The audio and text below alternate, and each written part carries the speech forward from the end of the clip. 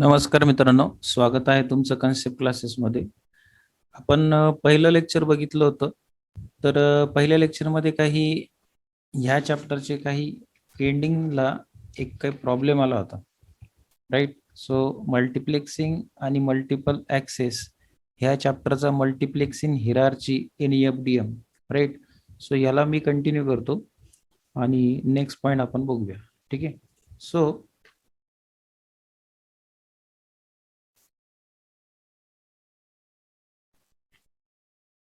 multiplexing hierarchy in FDM is the point. Okay, बघा, ह्या point मध्ये आपण बघत होतो की आपल्याला याच्यामध्ये काय की युजर्स दिलेले असतात, jumbo group, master group, super group आणि बेसिक ग्रुप. बेसिक ग्रुप पासून सुपर ग्रुप बनतो, सुपर ग्रुप पासून मास्टर आणि मास्टर पासून जम्बो. ठीक आहे. जम्बो मध्ये किती असतात? 3600 व्हाईस चॅनल आपण जम्बो ग्रुप मध्ये 6 मास्टर ग्रुप तयार करू शकतो. ठीक आहे. सो त्याच याची आपल्याला डायग्राम दिली आहे in the form of group wise. So त्यासाठी आपल्याला 4 किलो हर्टची फ्रिक्वेन्सी लागते फर्स्ट ग्रुपसाठी. देन सेकंडसाठी जे 5 ग्रुप आहे, राईट, 5, 10, 6 हे जे आपल्याला ग्रुप प्रोव्हाइड केलेले, राईट. सो यानुसार यांची फ्रिक्वेन्सी आपल्याला प्रोव्हाइड केलेली 12 kilo hertz, 12 channel for 48 kilo hertz, then 60 channel for 240 kilo hertz, then 600 channel for 2.52 mega hertz. म्हणजे जसे जसे तुम्ही चॅनल वाढवत चालले त्या पद्धतीने तुमची फ्रिक्वेन्सी सुद्धा काय होते, वाढत जाते. तर हे एक महत्वाचं यामध्ये पॅरामीटर आहे. आणि आपण बघितलं होतं की याचे चांगल्या प्रकारचे ॲडव्हान्टेजेस आहे, बट काही डिसएडव्हान्टेज सुद्धा याचे आपल्याला कन्सिडर करावे लागतील. सो याच्यामध्ये काय आपल्याला की लार्ज बँडविड्थ लागते, नंतर इंटरमॉड्युलेशन डिस्टॉर्शन हे जास्त प्रमाणात असतं, राईट. आणि फिल्टर पण जास्त प्रमाणात रिक्वायर्ड लागतात, राईट. आता तुम्ही याच्या पहिलेच बघितली आहे डायग्राम मध्ये, याच्यामध्ये फिल्टरच प्रमाण जास्त आहे ट्रान्समीटर आणि रिसिव्हरला.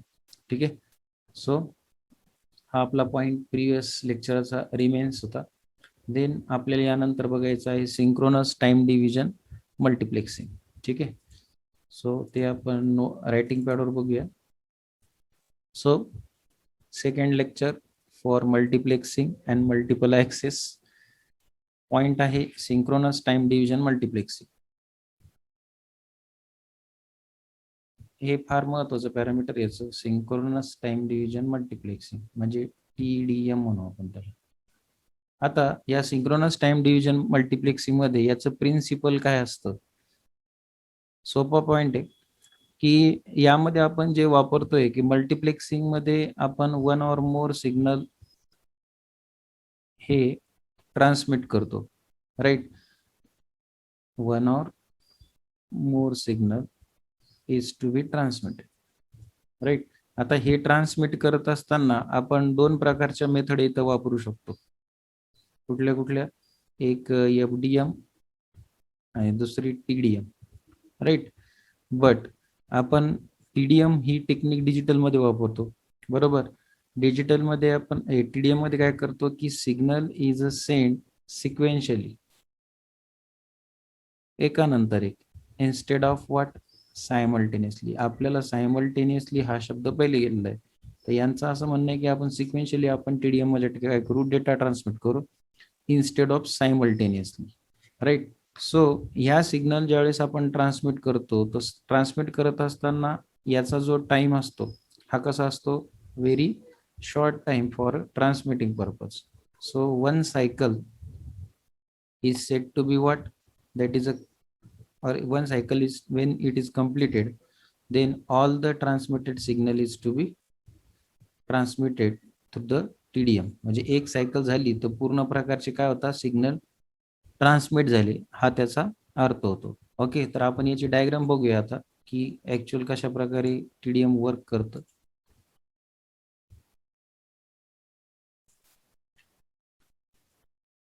बघा, इथं तुम्हाला हे सिग्नल्स दिले, सिग्नल 1, 2, 3 अँड 4. 4 सिग्नल्स मिळून काय होतं, एक वन फ्रेम तयार होत असते. ओके. आणि यामध्ये त्या पद्धतीने ही एक सायकल आपण कन्सिडर करतो. ओके, आता बघा याचं मोड क्लिअरिफिकेशनसाठी तुम्हाला TDM सिस्टम दिलेली आहे. तुमच्याकडे ABC हे 3 प्रकारचे काय सोर्स आहे आणि हे सोर्स A1 A2 A3 म्हणजे हे डिवायडेड दिलेले आहे तुम्हाला, राईट. तर हे dividend A1 A2 A3 B1 B2 B3 हे सोर्स ABC नुसार काय होता, मल्टिप्लेक्सरला जाता आणि मल्टिप्लेक्सरला जाऊन त्याचे काय बनतात, फ्रेम बनतात, फ्रेम 1 फ्रेम 2 आणि फ्रेम 3. आणि फ्रेम 1 मध्ये बघा ए ही प्लेन पद्धतीत दिलेली आहे, राईट. आणि त्यानंतर सम टँजेन्शियल लाईन आणि after that vertical line, right. तर हे फ्रेम काय करतात, 3 सोर्सेसचं कॉम्बिनेशन तयार करून बनवले जातात. ठीक आहे. सो इच फ्रेम यामध्ये 3 तुमचे काय असतात, इनपुट्स असतात. ओके, सो हे TDM सिस्टम आपण ह्या पद्धतीत बघतो.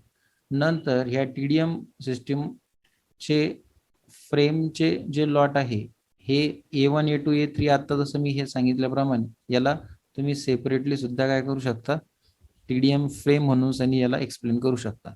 ठीक आहे. सो नेक्स्ट पॉइंट येतो यामध्ये डेटा रेट. आता डेटा रेट मध्ये महत्वाचं काय की तुम्हाला ह्या डेटा रेट मध्ये जो सिग्नल आपण वापरतोय, राईट, तर हे n टाइम्स पर्यंत सिग्नल असतं, बरोबर. तर multiplexing signal is always the time that rate of individual source where n is the number of source. म्हणजे डेटा रेट तुमचा हा मल्टिप्लेक्स होतो always in n times.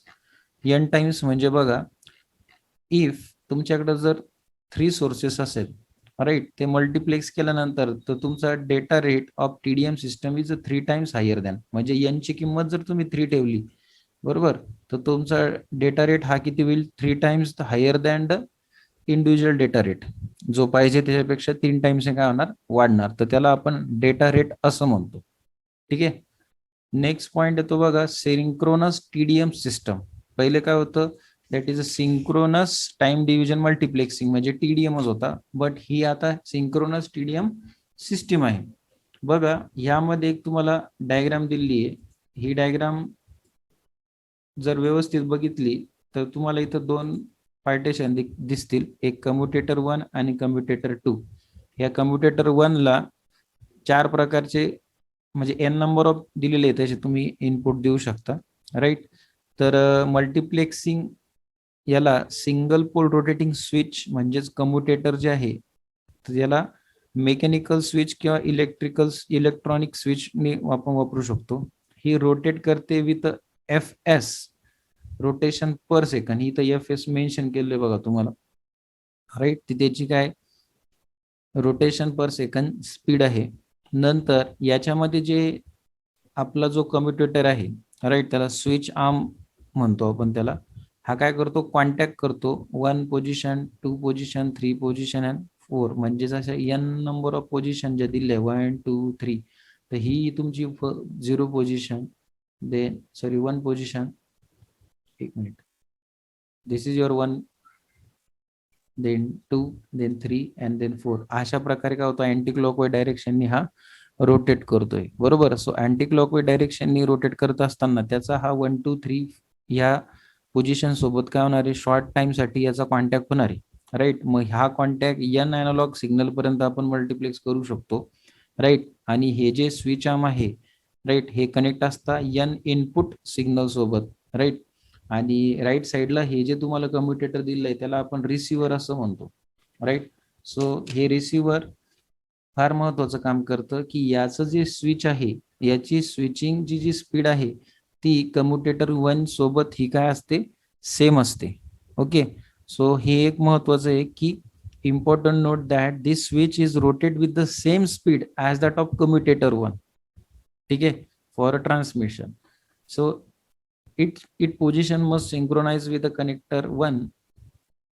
Commutator 1 in order to ensure the prepare the demux. म्हणजे तुम्हाला डीमक्सचं हे output हे ensure केव्हा होईल, ज्यावेळेस ह्या स्विचचं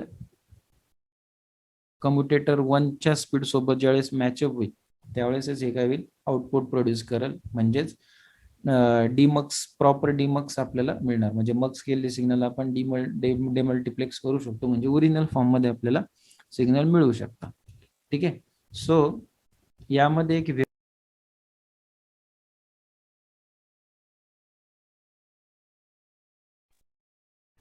सो यामध्ये आपल्याला एक